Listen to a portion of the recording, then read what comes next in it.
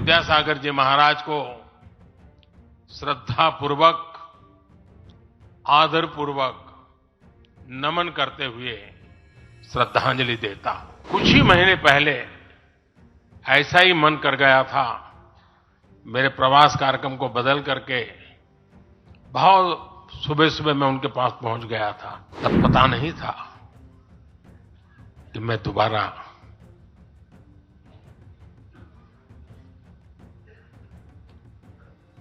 उनके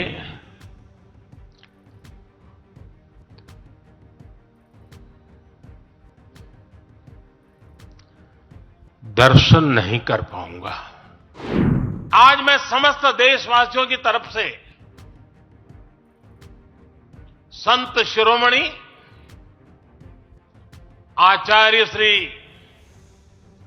108 पूज्य विद्यासागर जी महाराज को श्रद्धापूर्वक, आदरपूर्वक नमन करते हुए श्रद्धांजलि देता हूं। उनके संलेखन समाधिस्थ होने की सूचना मिलने के बाद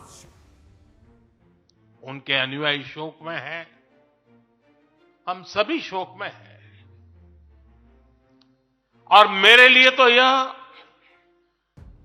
एक व्यक्तिगत क्षति जैसा है।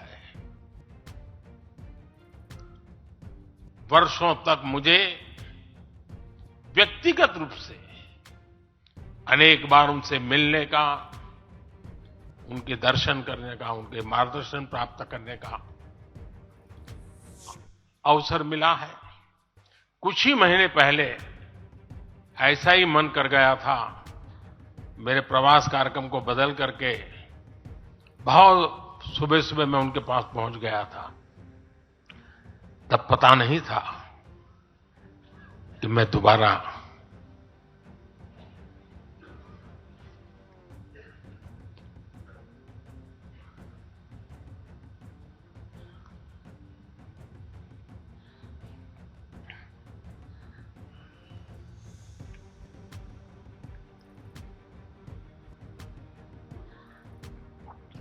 उनके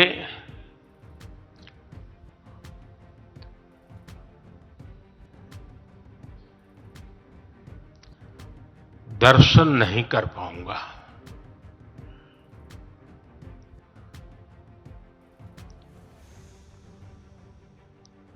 ये मेरा सौभाग्य रहा है कि पिछले 50 से भी ज्यादा वर्षों से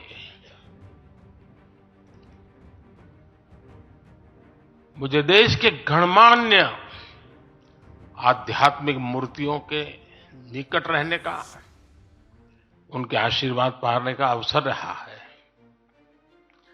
और इसलिए मैं उस आध्यात्मिक जगत की उस शक्ति को भलीभांति जानता हूं, समझता हूं, अनुभव करता हूं।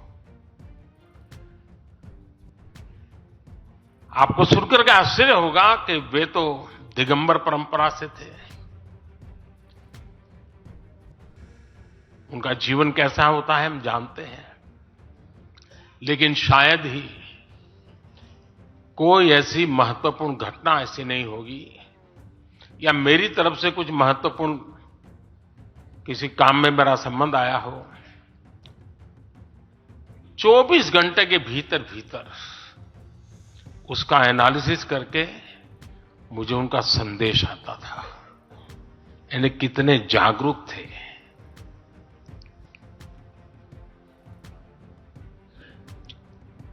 और अपनी विराट आध्यात्मिक यात्रा और उसके बाद भी वो हम सबको हमेशा प्रेरणा देते रहे हैं।